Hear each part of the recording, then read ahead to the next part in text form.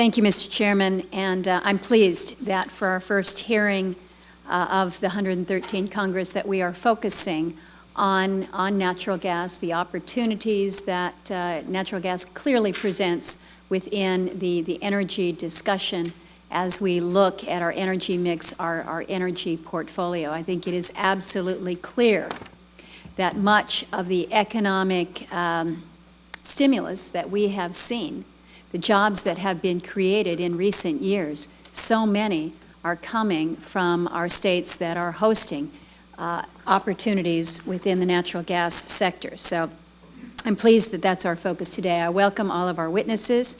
Without a doubt, the new technology that we're seeing has enabled a natural gas boom that has changed our energy landscape and the outlook for our economy. I have often said this natural gas just didn't all of a sudden migrate to these areas. It's been there for a long time, but what has changed has been our ability to access this resource through the new technology. Natural gas is now an abundant, affordable, clean source of energy, provides great opportunities for economic growth and energy security. Mr. Chairman, you mentioned the position that we have kind of moved to as a nation when we look to our energy sources. Just a few handful of years ago, we were talking about the scarcity of our resources. We have moved from a discussion about scarcity to one of abundance, and it does require us to look critically and perhaps rethink some of the conversations that we have had about energy. Last week I introduced a proposal, a document about 115 pages, Energy 2020, that I hope will spur us to conversations about energy and how we should be looking differently at energy because of exactly this paradigm shift, going from one of scarcity to relative abundance. Our resource-based estimates have increased 44% with natural gas in less than 5 years. That's pretty incredible. Production is up, prices are low, there's been a positive impact on our greenhouse gas emissions. In addition, our allies overseas are now looking at the United States, looking at our natural gas, and we've got enough resources to help make that happen. For these reasons, though, we have to be thoughtful, I would certainly agree, in how we proceed in dealing with the issues that impact natural gas. There are several pending reports and studies looking at hydraulic fracturing. We need to make sure that these efforts are reasonable, that they're based on sound science, and they don't result in unnecessary and overly burdensome regulatory requirements. I think we need to take a very close look, a critical look at existing state regulations before we move to impose blanket rules that perhaps might cause more problems than they solve.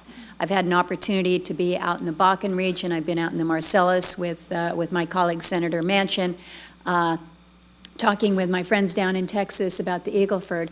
The fact of the matter is we got different geology all around the country. So when you're talking about a one-size-fits-all approach, maybe we need to look a little more critically at that. We also need to be careful about intervening in efforts to export our LNG. There is a long-established regulatory process for natural gas exports through the Department of Energy and through the FERC. This includes environmental review under NEPA. So before we reinvent the wheel, I think we need to look at existing laws and regulations and determine if and where there are some deficiencies. The debate on this issue has focused on the impacts to domestic natural gas prices and supply, but I think we also need to include within this discussion an understanding of the role that the market forces will play, not only on domestic prices, but the number of projects that may actually be built. We recognize these are mega projects that we are dealing with in every sense of the word, ranging from $8 billion to $25 billion, depending on the amount of existing infrastructure. Up in Alaska, we're talking about a project of about $65 billion. This is real money. Gas is a global commodity, and other countries, including Canada, are already moving forward. So I don't think that dragging our feet is an option here if we want to export our LNG. We should also not forget the positive impacts that exports would have on our trade imbalance and the geopolitical benefits of exporting to our allies. There are also other issues to discuss related to the natural gas industry, I'd certainly be remiss if I didn't bring up the dire need for new pipeline infrastructure to move our natural gas resources to domestic markets and consumers. We need to address the roadblocks that prevent many of these projects from moving forward.